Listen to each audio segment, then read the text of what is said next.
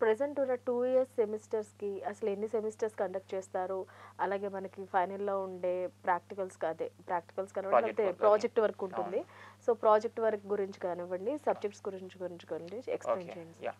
So, మంచి ప్రశ్న అండి అది. ఎందుకంటే కోర్సులు ఏమున్నాయని తెలుసుకోవడం చాలా ముఖ్యం. అందులో కోర్సు జాబ్ వస్తదని చెప్పి జాయిన్ అవుతూ ఉంటారు. చాలామందిని కూడా చూస్తూ ఉంటాం.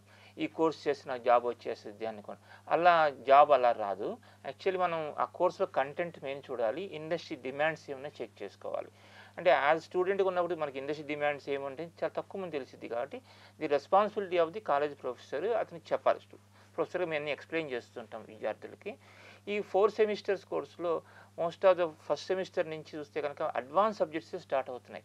ఒకప్పుడు ఫండమెంటల్స్ ఆఫ్ కంప్యూటర్ అనే సబ్జెక్ట్ ఉండేది. ఇప్పుడు ఆ fundamentals of hmm. Computer subject లేదు ఇప్పుడు. Yes sir. Fundamentals of IT అనే ఒక సబ్జెక్ట్ ఉండేది. ఇప్పుడు ఆ సబ్జెక్ట్ లేదు. ఎందుకంటే విద్యార్థి జాయిన్ అయ్యే ముందర చెక్ చేసుకోవాలి. ఈ కోర్స్ కంటెంట్ ఏమున్నాయి? ఇంకో ప్రశ్న ఏముండొచ్చు అంటే నాకెలా తెలిసిద్ది ఆ కోర్స్ కంటెంట్ ఏమున్నాయి అని హ్మ్. ఐడియా వస్తది. అందువల్ల ఏంటంటే ప్రతి ఒక్కళ్ళు కూడా ఆ పర్టిక్యులర్ కాలేజ్ వెబ్‌సైట్ చూడాలి. సో, గవర్నమెంట్ ఇన్సిస్ట్ చేస్తుందండి. ప్రతి ఒక్కళ్ళు మీ కాలేజ్‌లో ఏం ఫెసిలిటీస్ ఉన్నాయో అయన్నీ వెబ్‌సైట్‌లో పెట్టండి మీరు. సో, మా దగ్గర ఫెసిలిటీస్ ఏమున్నాయి, రిసోర్సెస్ ఏమున్నాయి, సిలబస్ ఏముంది, స్టాఫ్ ఎవరున్నారు, అన్నీ ఏ టు జెడ్ ఇన్ఫర్మేషన్స్ వెబ్‌సైట్‌లో ఉంటున్నాయి. అదేవిధంగా మీరు ఎవరైతే విద్యార్థి కాలేజ్‌లో జాయిన్ అవుదాం అనుకుంటున్నాడో, ఆ కాలేజ్ యొక్క వెబ్‌సైట్ గూగుల్‌ని అడిగి సెర్చ్ చేసి, ఆ కాలేజ్ వెబ్‌సైట్ చూసుకొని ఎళ్లి జాయిన్ అవ్వాలి. మళ్ళీ ఇంకో ప్రశ్న కూడా రావచ్చు. ఈ వెబ్‌సైట్ ఉంది. ఈ వెబ్‌సైట్ కరెక్ట్ వెబ్‌సైట్ నాకెలా తెలిసిద్ది? అది కూడా ప్రశ్నొస్తది. హ్మ్. ఏదైతే మీకు కాలేజ్ చూద్దాం అనుకుంటున్నారో, కాలేజ్‌కి వెబ్‌సైట్‌కి ఎక్స్‌టెన్షన్స్ చూడండి. అంటే డొమైన్ ఎక్స్‌టెన్షన్ అంటామన్నమాట. సపోజ్ మా కాలేజ్ సీబీఐటీ కనుక చూస్తే కనుక మీకు cbit.ac.in అని ఉంటది. అది ఉస్మానియా యూనివర్సిటీకెళ్తే గనుక ఉస్మానియా.ac.in ఉంటది. అదే ఐఐటీకెళ్తే హైదరాబాద్ ఐఐటీ.ac.in ఉంటది. ఏమో ఏసీ.ఇన్ అంటే ఏంటి అని క్వెషన్ వస్తది మనకి. ఇక్కడ ఏసీ అంటే అకాడమిక్ ఇన్‌స్టిట్యూషన్ అని అర్థం. So, AC means academic institution and .in means India అన్నమాట. సో, ఈ .ac.in అనేది ఎవరికంటే వాళ్ళకి ఇవ్వరు పర్మిషన్స్.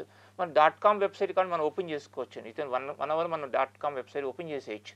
మీ సిటీకేబుల్.com అని హ్మ్. ఓపెన్ చేసేసుకోవచ్చు నేను. హ్మ్. అసలు అది రెస్పాన్సిబిలిటీ ఆఫ్ ద సిటిజనే చూసుకోవాలి గానీ, ఇలాంటి ఫ్రాడ్ సైట్స్ మ్యాటర్ ఆఫ్ 1 అవర్‌లో మనం ఫ్రాడ్ సైట్స్ క్రియేట్ చేసేయొచ్చు. హ్మ్. అది ఏందంటే లా అనేది ఏమి లేదు ఇక్కడ. బికాజ్ మనం డెమోక్రటిక్ కంట్రీలో కాబట్టి ఏ లా మనకి ఇలా అని చెప్పదనమాట.